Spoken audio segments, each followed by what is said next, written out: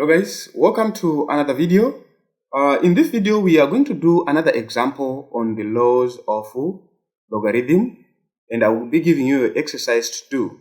So for example, we are asked to simplify log 8 without a base minus log 4 without a base all over log 4 without a base minus log 2 without a base.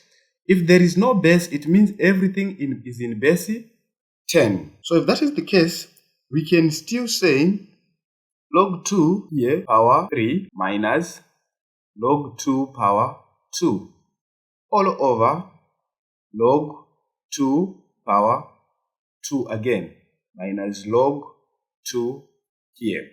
Even though there's no base, you still ignore, then you pull all the exponent behind the logarithm. So it will be 3 log 2 minus 2 log 2 all over 2 log 2 minus a here, this is log 2, so minus log 2.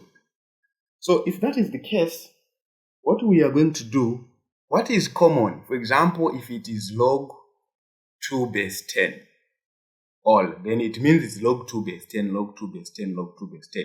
The good thing, the log is not given, the base is not given. So since the base is not given, we are saying we take all the things to base 10. So if that is the case, we can factor out, okay? Here, we can factor out log 2. So if you factor out log 2, we can see that we have 3 minus 2 bracket all over. On this case also, we can factor out log 2. So log 2 again, we have 2 minus 1 bracket.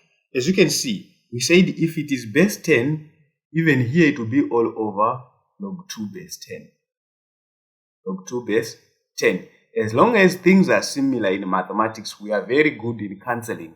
Cancel them, that's what we are good at. Then we put 1, 1, just like that. So same goes here. We cancel here and here.